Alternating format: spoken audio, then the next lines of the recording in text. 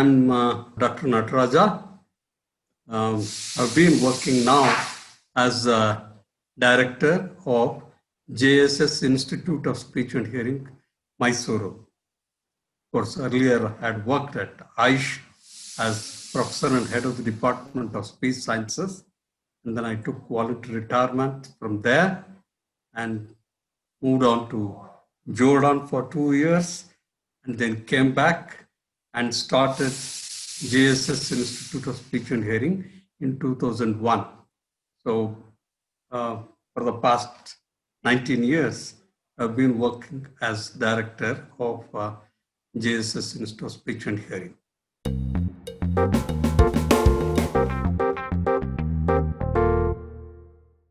I come from a village, rather.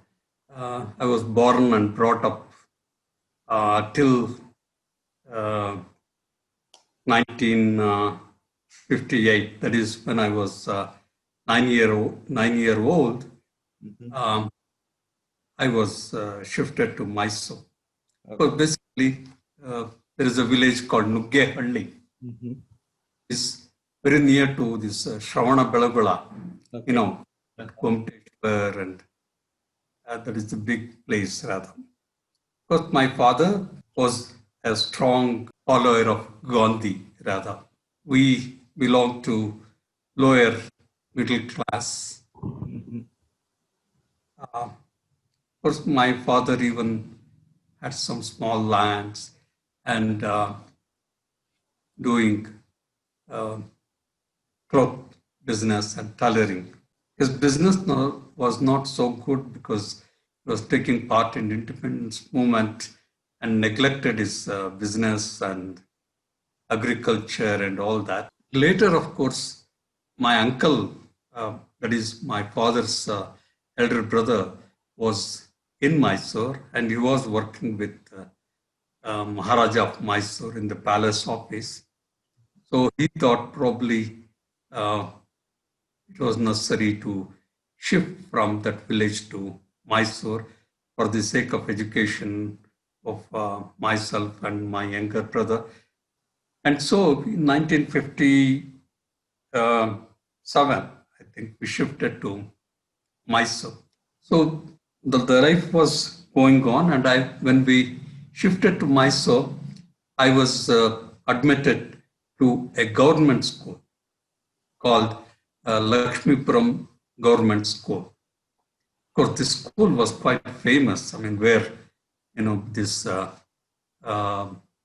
famous writer R.K. Narayan and his brother R.K. Lakshman, it seems they had studied in that school, and of course many more others. So luckily enough, I got that was the nearest school, and of course it was a good school in the sense that maintained a lot of discipline and all that. I was a moderate student. I was not really that good in school because I remember I had scored less in mathematics test, and of course I had to get my father's signature. I had managed to alter the number, like it was 10 and I had made it 19 using a pencil, and then got the signature of my father and then rubbed it off while returning it to the teacher. So I was a student of that kind. After completing the A standard, I got into another school called Marimalappa's High School. It was a big school, well known in the city, quite old school. There, of course, I joined English medium, even though it was difficult for me a little bit. And of course, my parents and of course my uncle had also arranged for some private tuition and all that. Still, I was a moderate student. So I managed. Of course, school was good. We used to enjoy. Of course, still I remember we used to make use of canteen called Poor Students Canteen. every day afternoon they would give 2 idlis and some chutney. You know, uh, I used to get the benefit of that because of lower income group, and I studied in the school, and it was quite good. And there, of course, I had two teachers who had impressed me rather. One is a chemistry teacher who was very strict, and of course, at the same time, there was a teacher for physics uh, who was very good. I used to like his classes, and of course, we were also a small bunch of students. One of my friend called Prabhakar, and another one Srinivas, and all these. Uh, we were a little naughty in the sense, we used to tease our teachers and get caught and get beaten up and all that. That was the school days.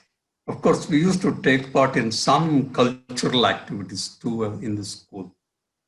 And by the time I came to the 10th standard, that is SSLC, uh, I started becoming more serious. And of course, my family condition was not that good. So I was forced to study, probably forced to study well, in the sense my mother used to be ill, and my father was working as an attender in the University of Mysore. And of course, my younger brother, my younger sisters were there. All this probably made me to study a little hard. And I worked hard, and I got first class in SSLC. That helped me to get into pre-university in the University College, which was known as Yuvaraja's College, which was next to Maharaja's College. It was controlled and funded and all that by University of Mysore. It was a well-known college, of course. There used to be around 50 to 60 students in each class. Uh, by that time, I had started, I was thinking of becoming a doctor because one of my cousin was studying in medical college, and he had become a role model for me. And, and of course, probably I was also influenced by the fact that my mother used to be ill and we used to go to hospital, and somewhere probably that had also worked. And I was quite serious to become a doctor. And of course, at that time, it was necessary to score more than 60% to get into MBBS, particularly the government. I mean, there were no private colleges at that time. There were very few private medical colleges. So I used to work hard, and unfortunately, I also failed in PUC, Okay. in English rather. Of course, the optionals, that is PCB, physics, chemistry, biology. I was quite good in chemistry. I had scored 79 in that, and of course, physics was okay. It was around 58 or 59. Biology was also around 60 and odd, but I had failed by 3 marks or so in English. So my hopes were doomed rather, but I didn't give it up. But I took my supplementary examination. At that time, of course, I was looking for small jobs here and there, and even I was learning typing.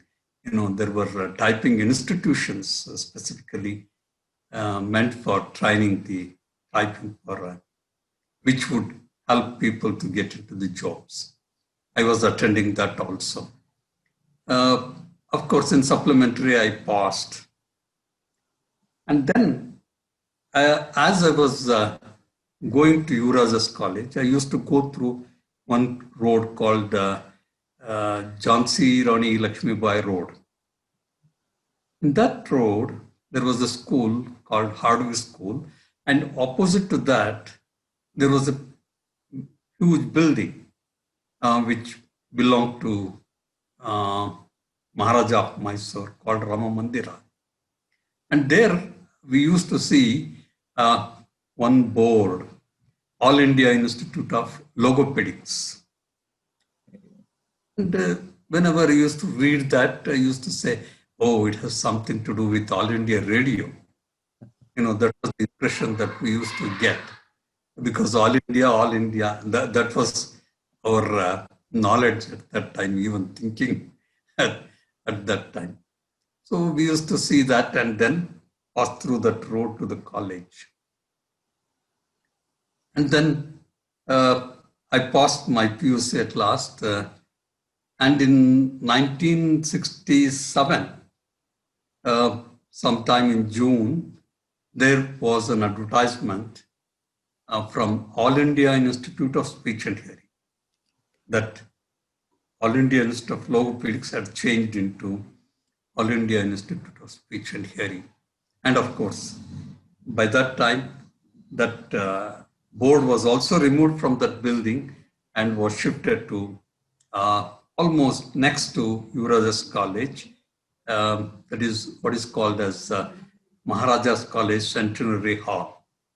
Actually, there is a big stage.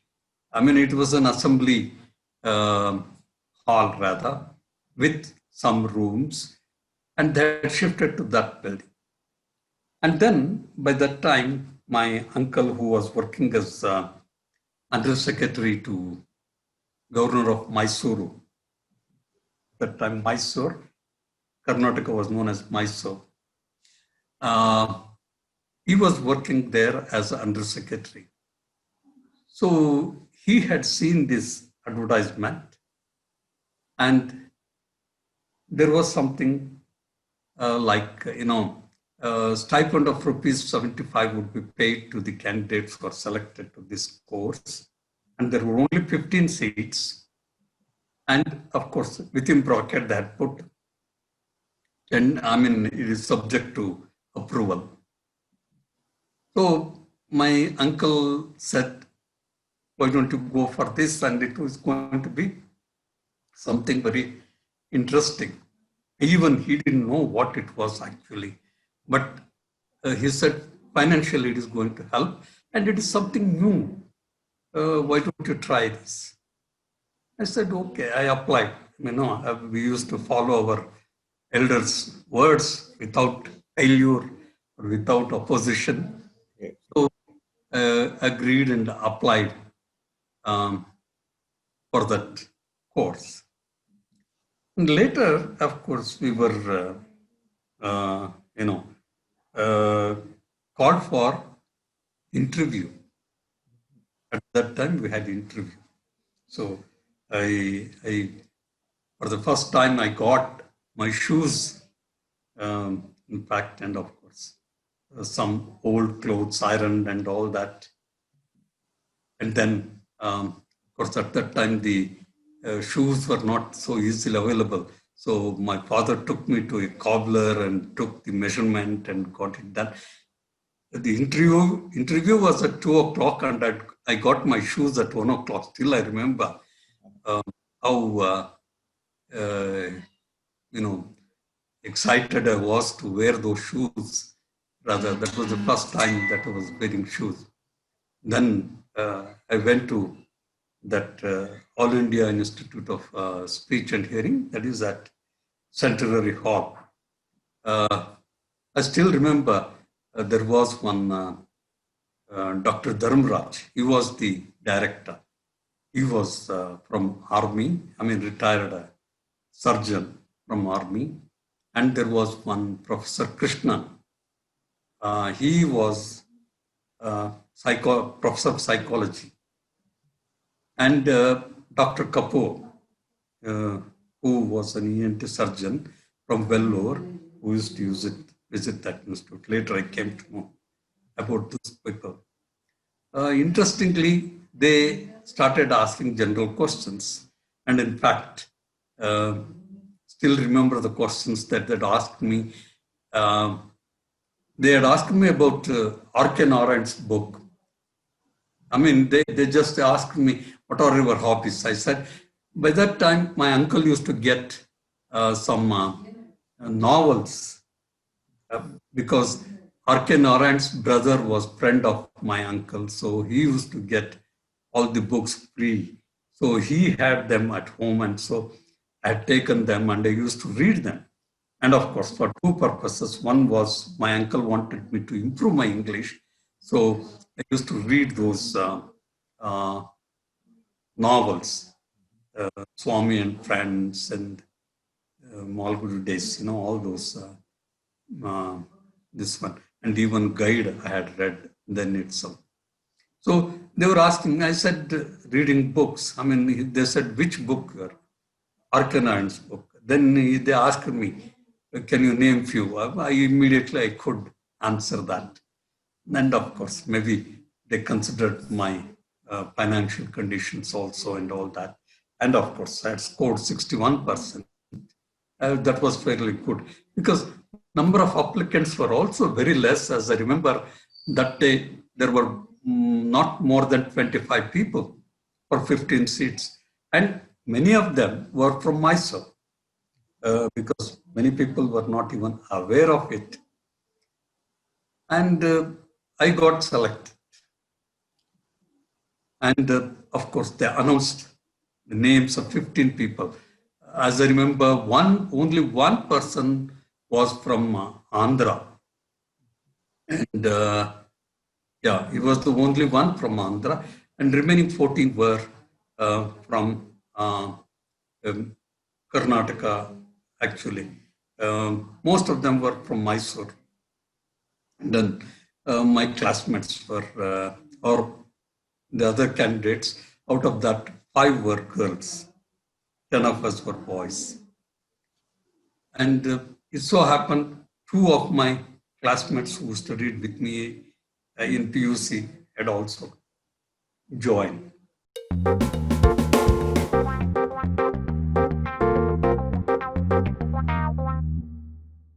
June 17th, I believe, I went and joined that institute. When I went there, of course, as I was walking to the office with all my marks card and all that, the fees was also very less at that time, the admission fees. And of course, we were anticipating stipend also. I saw a fat black person with BD in his mouth sitting and writing something. And then I thought maybe it is some clerk who is sitting and doing that. And I went to the office. But later, I met him. He was Dr. Ratna. And that was the situation. I mean, he was so unassuming since the beginning for us. And of course, we joined. At the same time, another group of students, that is about 7 of them, had joined MSc Speech and Hearing. This was Dr. Pratibha's batch, along with us, because they had done some degrees like psychology, and most of them were from psychology. Another person had done BSc BEd, and another person BSc Physics, that is Dr. Jagdish, who was in Noya, and Dr. Venkatgiri, who is in now in Iowa. He had done psychology. And another person by name Kalaya, who was also a psychology student. They had joined MSc because they had the degree and they had joined them. Before our batch, ours was the first batch of BScs, 15 of us. And before us, there was another group who had started way back in 1966. Dr. Ratna did mention about it, but he had mistaken something there in the sense this group had studied for 2 years and they got the degree only after the internship. That is, It was for 3 years, 2 years MSc with 1 year internship. That is what Dr. Pratibha also did. They had the specialization in the sense speech, speech language pathology and audiology. And for us, for BScs, it was both together. BSc speech and hearing. My classmates, Nagaraj, who was at AOHNH, you know him quite well, and one Mr. Basuraj, of course, husband of Dr. Vijayalakshmi Basuraj, and then one Vishwanath, and another one was Mahananda, another Bettagiri, Ramesh Bettagiri. He is in he is in States now. And then, of course, we had Subramanya, who was quite close friend of mine, who stayed in Mysore itself. And of course, 5 girls. One Miss Vasudha, she is of course in States. Then one Swarnalata, then another one Surya Banu, and another girl Indra Kumari, and then Vatsala. These were 5. And then, of course, out of 15, 2 had left the course, thinking that one who had come from Andhra had left, another person, actually another boy who had joined for some time and left. Probably he didn't find it interesting and he left. So we were 13 students in the class. So we used to have classes in the medical college along with the MScs, that is Dr. Pratibha's batch. All of us used to go by the institute bus and attend the classes, anatomy, pathology, physiology classes at medical college. It was a very prestigious thing for us to go to medical college at that time. Probably partly because we were thinking of joining medical and of course, others who used to see, they used to say, they're going to medical college. That was, and even the teachers were quite well-known professors of medical college, because, my own cousin, who was studying there, MBBS, used to say, those people are heads of the departments, and because of Dr. Dharmraj, who was Dean of Mysore Medical College for some time, only the professors used to come and teach us. They were good teachers, particularly one in anatomy, and Dr. Krishnars. He was quite good. And we used to enjoy those classes. And we used to attend the dissection and anatomy lab, physiology lab, and all that. Even pathology lab, we used to go and see, but not really understanding much at that time. But of course, anyhow, we used to, but they also did not know where to limit. They used to talk about circulation or even digestive system and all that, in fact. But anyhow, we used to attend and we used to enjoy those classes.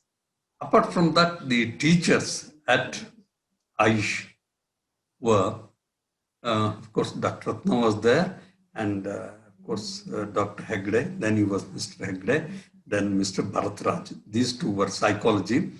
And we had one Mrs. Rekha Sen.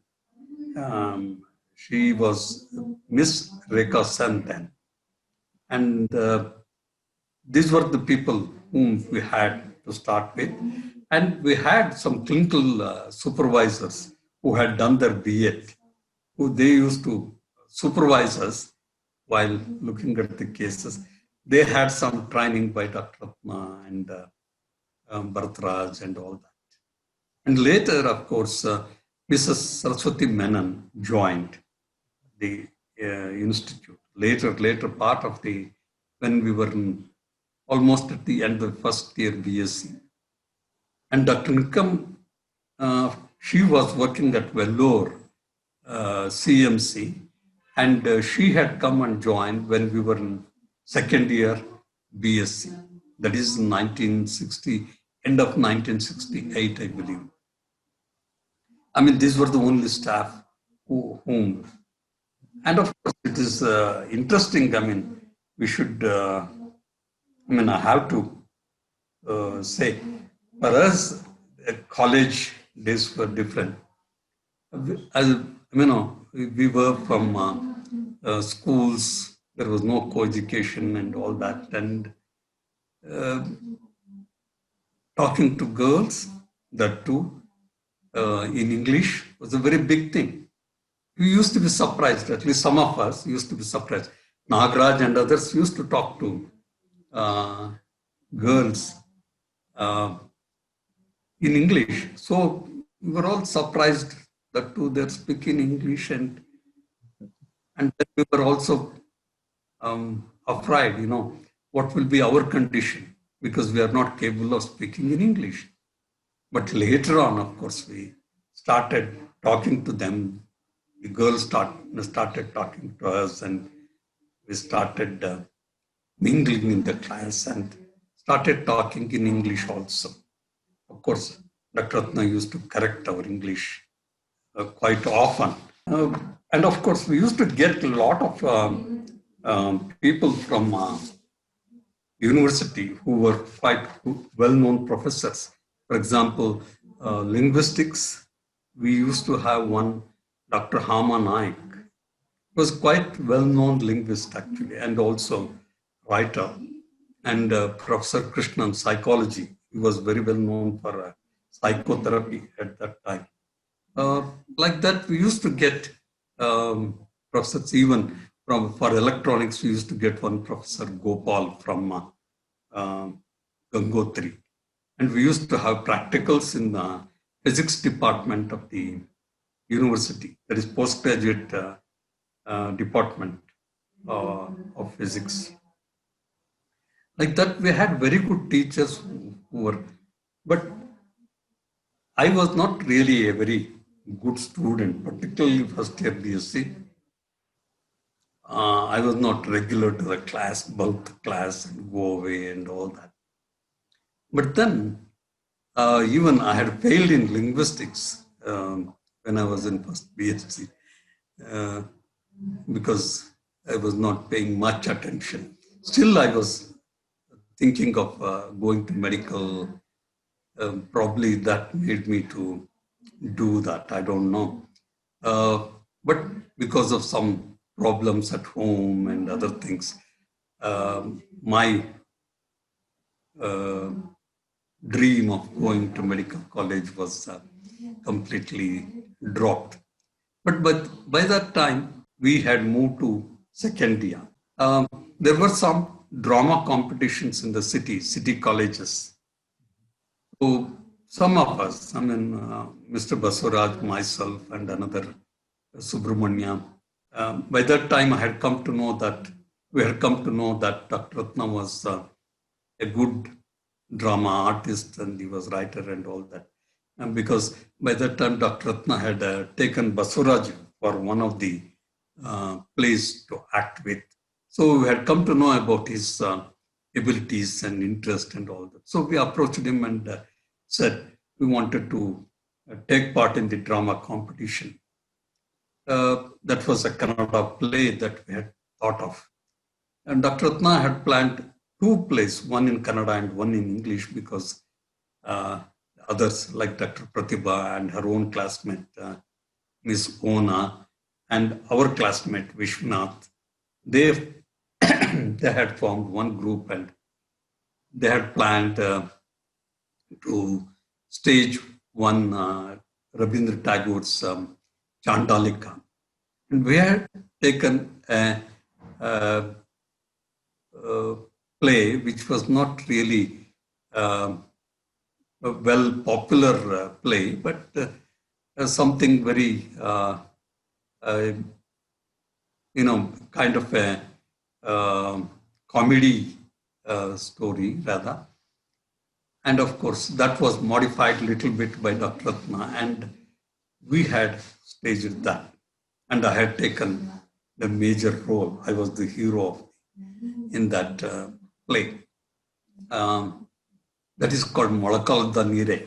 That is, in Kannada, we have a saying that the person who is Papi, in Tamil also, that is person with lot of sin, even if he goes to sea, the water would go down only to the level of the knee. So that was the play, and Dr. Ratna had modified it a little bit, and he had used his talents of direction and changed it. And we staged the play, and that English play was also staged. And we got first prize in that competition. The Kannada drama got first prize. I mean, I was awarded Best Actor Award that time. And we were so happy and thrilled, and the whole institute, all the staff members, even Dr. Nikam and everyone was so much celebrating the thing, and we were happy. So we had even felicitation for the winners at that time. After the felicitation, of course, even the director nominated me as a cultural secretary for the Students Association. That was the thing. So then, almost like, we started getting immersed in drama. We started taking part in state level competitions and started winning awards. First prize, second prize. I mean, most of us were started getting it. Almost all of us from the class. Out of 13, maybe 1 or 2 were left, but others were taking part in dramas. So that made us to forget about medical college or going to medical, and started into speech and hearing. In fact, I feel most of the time I learned more about speech during drama rather than in the class. I mean, I should not really forget this.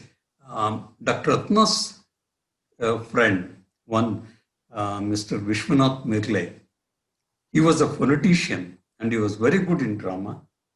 I mean, they were all classmates since college days, and he used to come and tell us about the phonetics and intonation, apart from Dr. Ratna. Dr. Ratna also used to tell us, but he also used to, I was very much impressed by his classes on drama rather. That way, we started learning a lot of things from Dr. Ratna as well as Mr. Mirle, Vishwanath Mirle, about the linguistic aspects and suprasegmental aspects, and about voice in particular. That was the point where, and of course, at that time, even Professor Oza used to come from Bombay as visiting professor and meet us and talk to us about organic voice disorders. And of course, as I said, because of his medical background or subject that he had studied, just to talk about the organic voice disorders and voice disorders in general.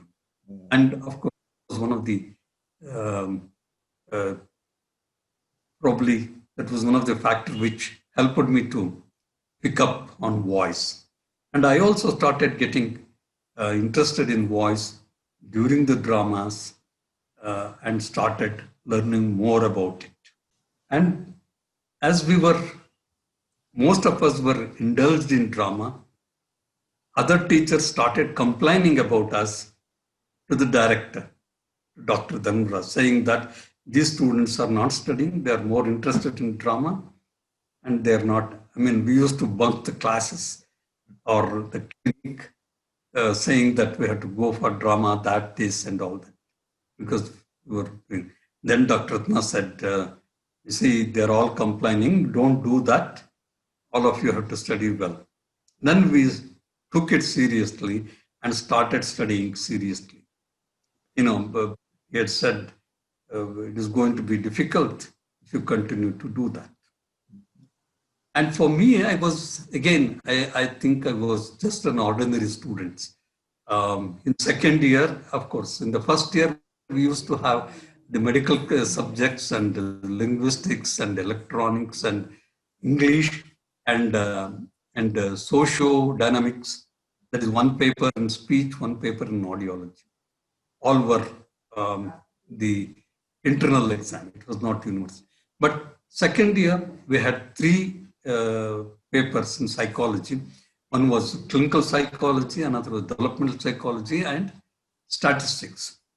Again, I was poor in statistics. I was just managed to pass that. I think I got just 35 marks in statistics and got through second year. That was a serious problem for me. So by the time we came to third year, everyone became serious because next MSc for us, for our batch, because we were from BSc, they had planned only 5 seats to start with. So there was a good competition among ourselves. And it so happened one day, one Saturday, I had been to library and was carrying one book that is on oral rehabilitation by Ewing and Ewing. I still remember the name of the book. The authors.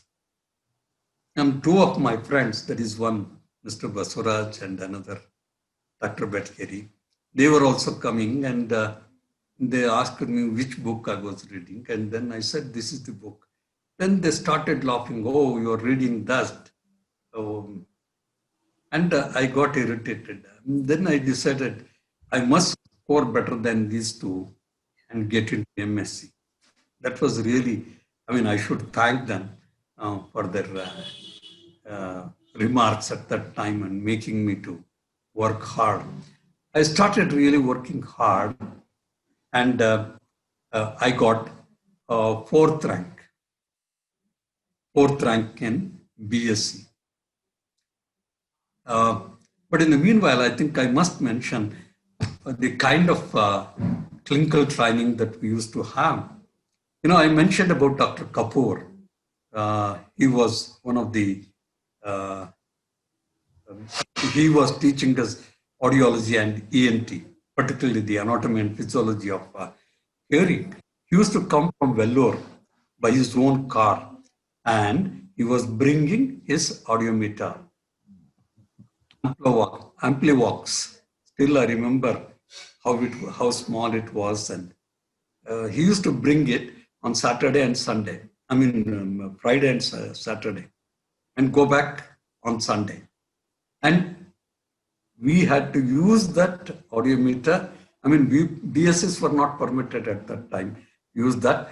Only the MScs who had selected audiology as their optionals were permitted to use that. That was the only instrument that we had when we started BSc. And we had one tape recorder that was Ahuja, that is from Delhi make. We used to record using that. That was it. Later on, it was interestingly, the Bharat Electronics Limited Bangalore, they had also attempted to develop audiometer, but it was very funny audiometer in the sense we could not press the button or even to take it up, stop the tone. It used to be so difficult. We used to make use of fun of it, saying that we should use a hammer to use this one. There was one Dr. Bashir and Mr. Bashir and Mr. Sitaram. These two were involved in developing that. They were also working on developing some hearing aids. It was not that successful that much. Even though we were students, we used to get exposed to all those things. And of course, later on, I added other audiometers. For example, the first one that we got was Myco audiometer. We got Bell audiometer. But other equipment were not there. And even the library was very, very uh, limited one. As Dr. Ratna said, maybe his personal books, some of them, and then a few of them which were bought, the availability was very poor. And luckily enough for us, later on we had that Wendell Johnson's library that is gifted by Wendell Johnson. And of course, we also had gift from Nuffield Foundation, UK. They had gifted a lot of books and also equipment, as I remember. Even we had one Grossen Stradler record player with amplification and the headphones and all that. We used to play with that very much as students. In that way, we were not really exposed to the instruments at that time. Of course, the electronics was taught to us by buying some oscilloscope and all that. But in terms of cases, of course, we started giving therapy as soon as we came to second year. Of course, our teachers, particularly Dr. Ratna and Miss Rekha Sen then, and Mr. Hegde, M.N. Hegde, even Bharatraj, they used to do the counseling, case history, and even the clinical supervisors used to demonstrate the cases to us, and then we should go on doing that. That was the thing. So we were exposed to the cases directly when we came to the second year without much of theoretical knowledge. That was it. And later on, of course, we started getting other equipment also. We started buying tape recorders and other things for the clinical use. No, that was the thing. In fact, until 1973, we had not seen an impedance audiometer. That is only 1 year after my completion of MSc, I saw one impedance audiometer, in fact. But luckily enough, we had a Danish aid. Dr. Ratna did mention about that. They were not only giving the hearing aids to be distributed among the deserving candidates, they were also given us a lot of other equipment like beat frequency oscillator, audio frequency analyzer, level recorders, measuring amplifier, and all these. They were useful, of course. I was very fond of instruments, particularly. I used to play with them, even in electronics. And as I said, when we were in second year, Dr. Kapoor was rather forced to leave the institute because of some personal reasons and all that. And I don't want to discuss about that. In fact, he left the institute. But before that, he used to bring a lot of foreign experts. For example, still I remember we had Silverman. You have read about Silverman and Davis' book. We used to see them. And even we had Newbie, for example, and one Dr. Murphy. And then we also had Dr. Paul Moore. Paul Moore was, visited in 1971. Still, I remember that the way in which he presented, and he showed us a film on vocal fold vibration at that time. We were all thrilled by that, rather. So we used to get a lot of people from UK also. And of course, there were people who used to visit from WHO and other organizations and trying to help us. And particularly, we got one project called VRA project, that is Veterans Rehabilitation. From that also we used to get some money to the institute and instruments for the certain activities. Meanwhile, we passed our BSc. First batch of BScs came out.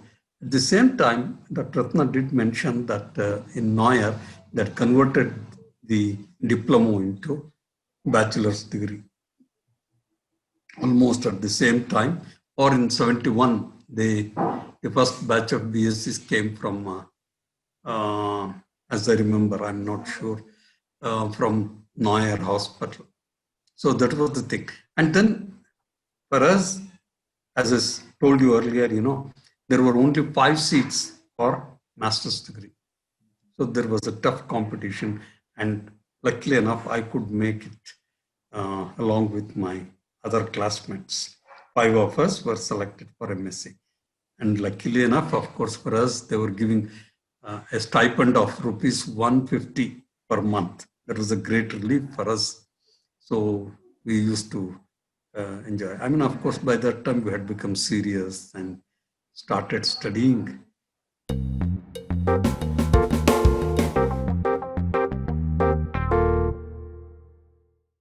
I mean, by that time, they had shifted the college partly to Manas Gangotri. That is by 1970. The administrative building and the classrooms were shifted by Dr. Dharamraj himself. Then, of course, he retired from the service as director. Dr. Ratna took as director in charge in 1970. And of course, later he came and inaugurated, that is Dr. Dharamraj and Dr. B.M. Rao. Both of them inaugurated our clinic building. We used to go to classes at Gangotri and attend clinic in the Centenary Hall. That we did for about 6 months or so. Then we shifted from the Centenary Hall to our own building at Manas Gangotri. There also, again, it was not that it was fully equipped with infrastructure. They had used some of the quarters. Still, I remember in one of the bathrooms, we had a sound-treated room when we shifted. And we used to do the audiometry in one of the quarters rather. And in fact, I used a soundproof room for my dissertation also. So in first year MSc, of course, we had 5 papers, 3 of them in speech and 3 of them in audiology and 2 in speech. 2 and 1 in research methods also. Yeah, psychologist used to teach, Dr. Hegde used to teach us research methods that time. My own classmate, Mr. Mahananda, of course, is now in Australia. We were 5, as you know, 2 girls and 3 boys. Myself, Vishwanath, and Mahananda, and then one Swarnalata and one Vasudha. We 5. And of course, Vishwanath is in States now. Vasudha is in States. Mahananda is in Australia. And of course, Swarnalata is in Bangalore. Mahananda and myself used to travel together because they had a scooter. So I used to make use of it to go to Gangotri. Otherwise, I had to pedal my cycle and go there. So we were studying together. In first MSc, we had an auditory physiology also. We used to consider that as a tough subject, tough paper rather. And we were doing combined studies, and then the day before the exam, we started studying and then found that some of the things were not getting into our head. And we decided, in case if we cannot answer the questions, I would get out and then you also follow. The same thing. If he felt that he could not, he would go out and I would follow. We agreed, and then went for the examination and looked at the paper. It was tough. But anyhow, I managed to answer one question out of uh,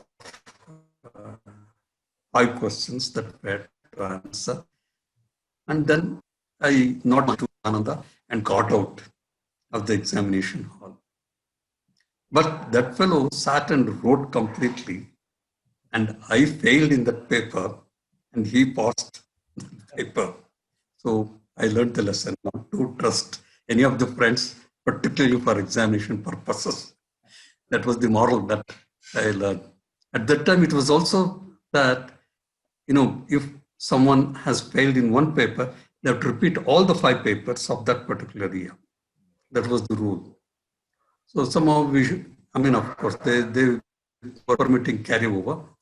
We shifted to second year. In second year, we had dissertations. Dissertations for the first time in speech and hearing. No one knew, no model. We used to go through Dr. Ratna's thesis, which he had submitted for his doctorate in Gallaudet, and and we also used to get some dissertations from university library, from physics department, and we used to follow that. And of course, at that time, my interest in voice had increased, and we used to see a lot of cases at that time. So I was particularly used to grab voice cases, and we had some kind of a discussion. We are asking them to use a particular pitch. What is the basis for that particular, selecting that particular pitch?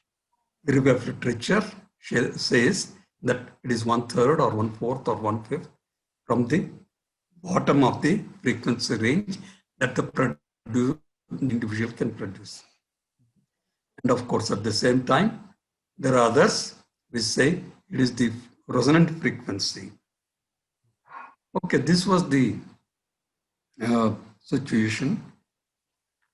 And we used to discuss about this. As I told you, Dr. Ratna, myself, and one Vishwanath Mirle used to discuss this. And that became a very interesting topic for us. Clinically, what we should prescribe as the right pitch for the individual. What is the basis? So I started reading that. I selected that as the topic for my dissertation. And we concluded that it is the resonance that is important, or the frequency which can elicit the maximum resonance in the vocal tract. So we thought we could stimulate the vocal tract and find out the frequency at which we get the maximum resonance. So for that purpose, we used what is known as beat frequency oscillator. I mean, it is just a sweep frequency oscillator also, in the sense it could produce from 50 hertz to 5,000 hertz tone, pure tone. And we thought by some means we should feed it to the vocal tract and find out. So we connected that to a receiver of the hearing aid, a small receiver. At that time we used to get the body worn hearing aids. So I think it was Dynavox hearing aids used to have a small receiver. So we matched the impedance and connected it. And we thought to stimulate this, I used a cycle wheel spokes and tied it to that and kept it here. And we wanted to pick up the signal from the mouth. So for that, we used a condenser microphone, which was connected to audio frequency analyzer. Then how to change the frequency? So manually, I used to change the frequency every 10 hertz starting from 100 hertz. Okay. So 110, 120, like that up to 500 hertz. And at the same time, I should note down, I used to note down the intensity level at the using the audio frequency analyzer. Okay, we thought it was within 100 to 500. But unfortunately, it used to coincide with the formant frequencies rather than, I mean, it used to give a peak, but it used to be formant frequency. And what the person was producing was different. And we had also assumed that a person is producing, a person with good voice will be producing optimum frequency. So that was a baffling thing for us. And later, we went through the review of literature and found that the natural frequency of vocal tract, I mean, some experiments by one Fujimura, still I remember that Japanese name, Fujimura, he had conducted the experiments and found that the resonance of the vocal tract lies somewhere from 700 to 1500 hertz. So we changed the frequency range of reading this and found that there used to be a peak at particular frequency. And then the stroboscope, the stroboscope which could tell us the fundamental frequency was also used, and we used to ask the subject to keep his mouth in R position and then ask him to produce R and find out the fundamental frequency, and then ask him just to hold the same position without phonation and feed the tone every 10 hertz and find out. Then we found that when the fundamental frequency was 100, the natural frequency of vocal tract used to be 800. That is in good speakers, good male speakers. We had taken about 10 good speakers. And we found that there was a relationship between fundamental frequency and natural frequency of vocal tract. That was 8:1. If the fundamental frequency is 100, the natural frequency is to be 800. If the fundamental frequency was 125, the natural frequency is to be 1000 hertz. So we could find the relationship between these two. Then we started predicting, okay, if our finding is right, then when we should be in a position to predict what will be the fundamental frequency. In another 5 or 10 cases, we measured the natural frequency of vocal tract, divided that by 8, and asked the subject to say ah, and then we found the prediction was true. And we reversed the prediction. We asked the subject to say ah, determine the fundamental frequency, and then measured the natural frequency of vocal tract. And that prediction was also found to be true. So then we said, even in dysphonics or cases with voice disorders, where the vocal folds are affected, we should be in a position to say what is the fundamental frequency that is most suitable for that particular individual. So that was my dissertation. And of course, I used to work day and night and got it, of course. And later on, of course, we got other instruments like level recorder, which could be coupled with the beat frequency oscillator mechanically, and we could sweep the frequency along with the marking of intensity on the level recorder. So we modified that later. That was way back in 1973. In 72, I completed my dissertation. And of course, at that same time, I cleared all the papers, back papers, 5, plus the 4 papers of second year and the dissertation, and I could complete it. It was the interesting research.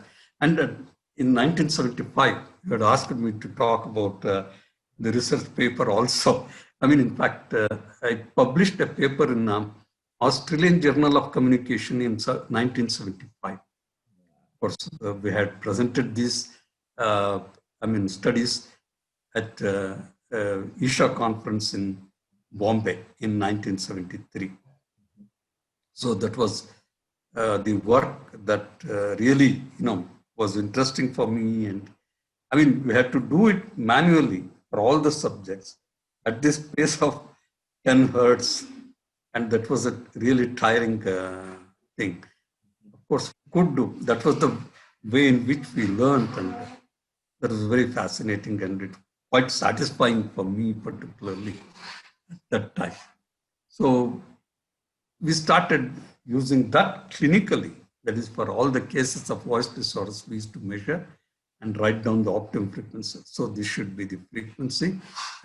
And of course, we used to use this TACO unit to provide therapy or visual cue to the patients to achieve the fundamental frequency that is desired as per the measurement of optimum. So that was it actually. Well, we passed, all five of us passed our MSc. And then, of course, we were looking for a job. That was a real big change that.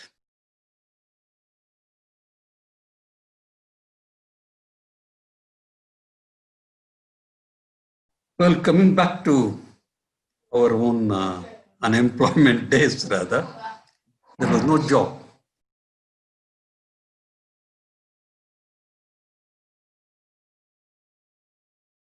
You will be given a table and chair in a corner and you have to sit.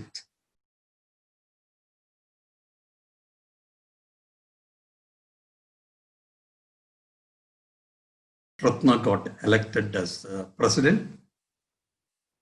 But before that, Ratna was treasurer.